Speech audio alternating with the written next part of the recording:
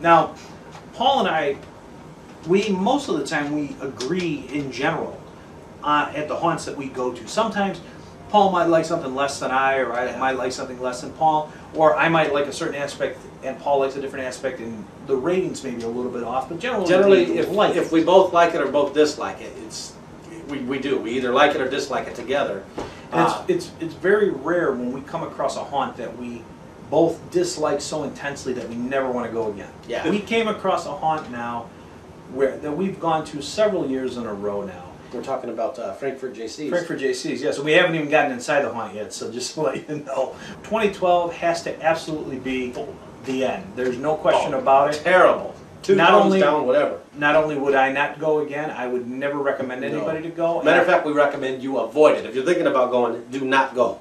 And I have to say, this was one of the worst decisions in the times that we've been planning our trips that I made in planning this one, because I had a choice to go to some other places, and I thought, well, you know what, we'll just give this one another shot. It's okay. Now, I have to say that in previous years it was never terrible, not at all. I would say it's probably 3 out of 5 chainsaws. Which isn't bad. No, it was just average, but it's not one of those haunts where you go out of your way to go to, but if you're in the area, it's fine if you go. In short, this was a bad decision. Not only did it provide an awful experience for us, we wasted so much time waiting in line, because when we got there, although the line looked as though it was only 5 or 10 minutes long, the kids were on break. A 15-minute break that lasted an hour. Yeah, okay. It was ridiculous. And this wasn't even what the haunted house was open for 4 hours, and they're on or maybe not even that long. Not even that long, like maybe 3 hours? 2 hours. And they're on a break. Come on, what's up with that? And 15 minutes is fine, we could understand that, but literally we were in line 45 minutes to an hour for this. And as soon as they got off of break, we were right in the door, so it just goes to show you that that's all we were waiting for. And on top of that, I'd go up to the management and ask them what's happening, or somebody else would. They always came up with a lame excuse that didn't make any sense, that was very unrealistic. We even asked for our money back, but... No, we're not giving your money back. No. That's okay, because they're never getting their money again. Ever. And don't give them yours.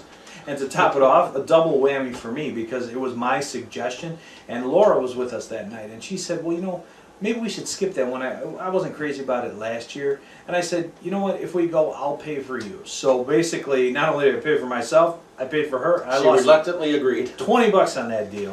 And we had James with us too that night, and he lost $10, which I felt bad, because James is not always able to go with us.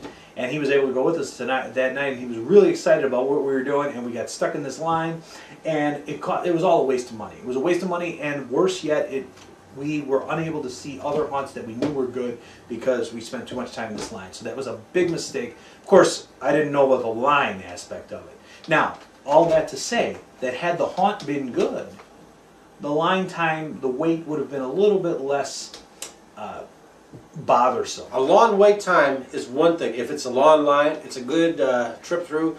Poor management, causing a long line, which we see occasionally. There might be a few people in front of you. You've got to wait half an hour. That is ridiculous. You don't. That's poor management. That makes you not want to go back, and that's not going to give us high. That's going to rank her down. We're not going to recommend these kind of places to do that. But there was one redeeming feature that Paul found. I found, yeah, was this young girl was dressed up like the zombie ghoul type thing that the rest of them were, but instead of acting crazy, she was just looking at me almost glassy-eyed, like she was like ghostly, and she followed me through the whole thing, just looking at me, staring at me very creepily. And there was one point where I got lost in a dark maze, and Brian and the group and James went ahead of me, and I couldn't find my way to him. And finally, when I got out of the room, out of the dark maze room, I went into a room full of the lunatic zombie ghoul things, and she was in there, and she was turning around, and she saw me with that blank look on her eye, and then she continued following me like nothing ever happened. That was pretty cool. Other than her, I hated every aspect of that place. Yeah, it's unfortunate too, because it's in Frankfort.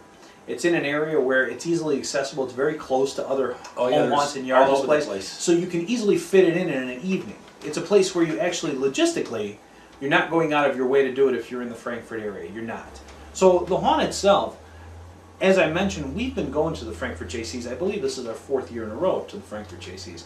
And it's always of a certain standard. Let's say C plus to a B minus on an A to F scale, or to use our chainsaw scale, let's say 2.5 to 3, somewhere around there out of 5 chainsaws. So in other words, if you're in the area, you're right there, it's fine. You don't, if you have to drive 2 hours to get there, no, forget it. But if you're right there, that's fine. And this is a case where we are literally up the street. There are some good home haunts, so this is on the way back.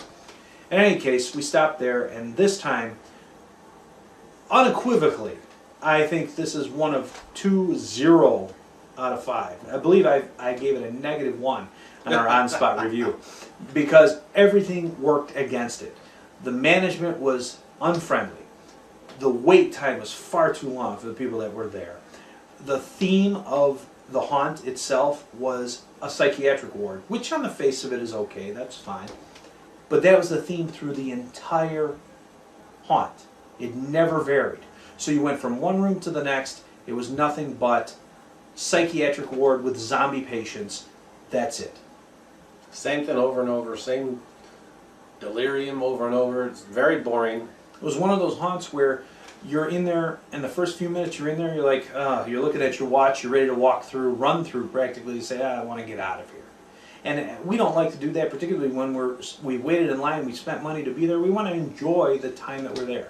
But this one was nothing to see, even allowing for the fact that it was younger kids in there as the actors. Still, awful. An awful time. Probably one of my worst experiences at a haunt. Very disappointing.